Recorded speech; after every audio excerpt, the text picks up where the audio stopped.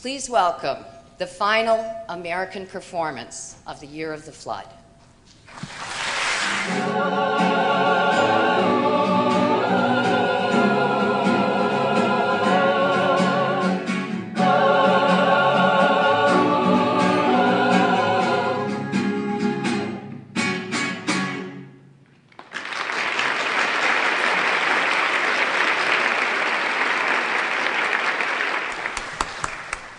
Toby is nervously surveying a new U grounds.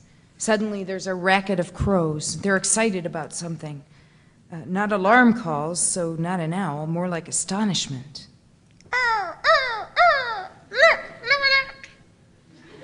Toby lifts the binoculars.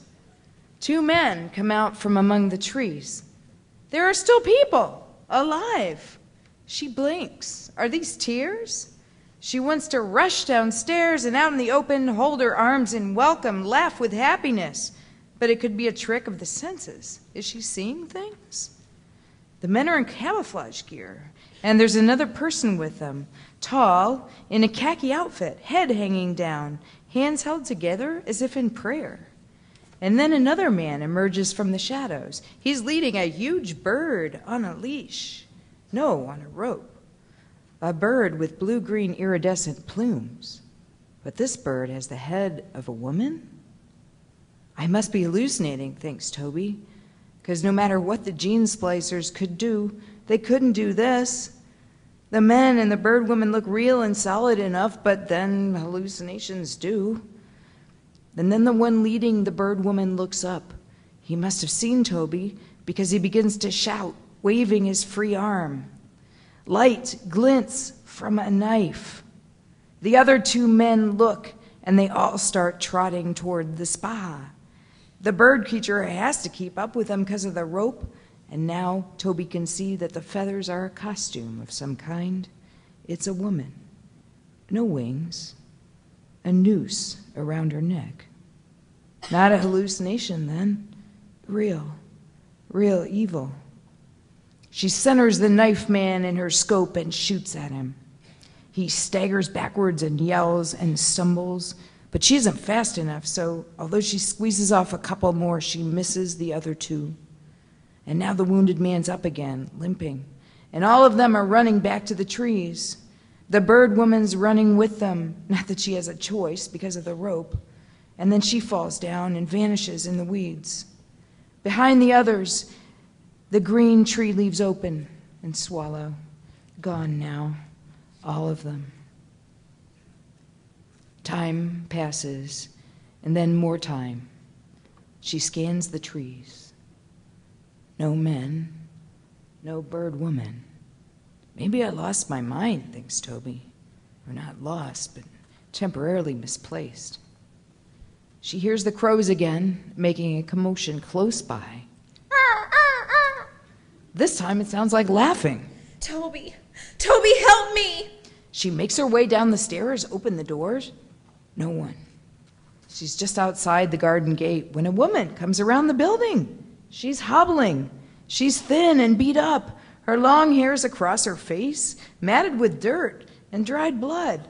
And she's wearing a spangled bodysuit with damp, tattered blue feathers. It's the bird woman. Some freak from a sex circus. She's bound to be infected.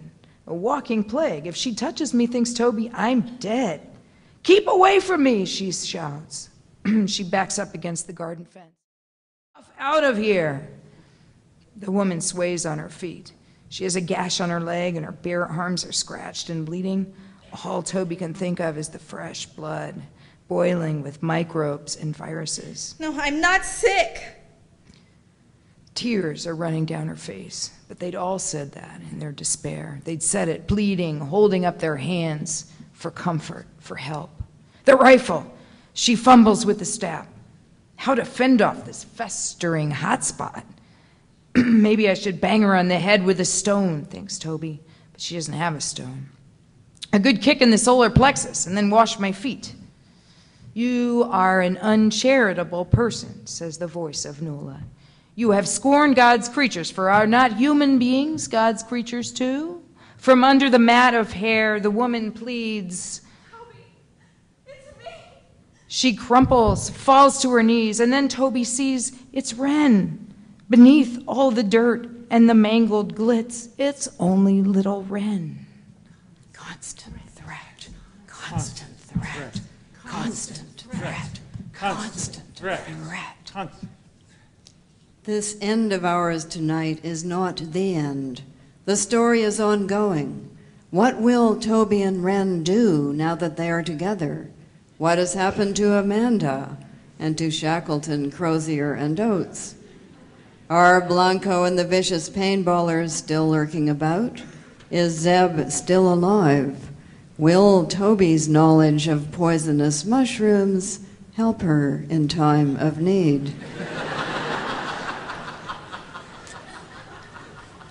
How will Adam 1 and his small flock fare in a world so newly full of predators, some of them man-made?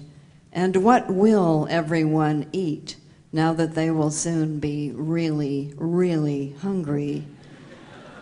We leave you to discover the answers.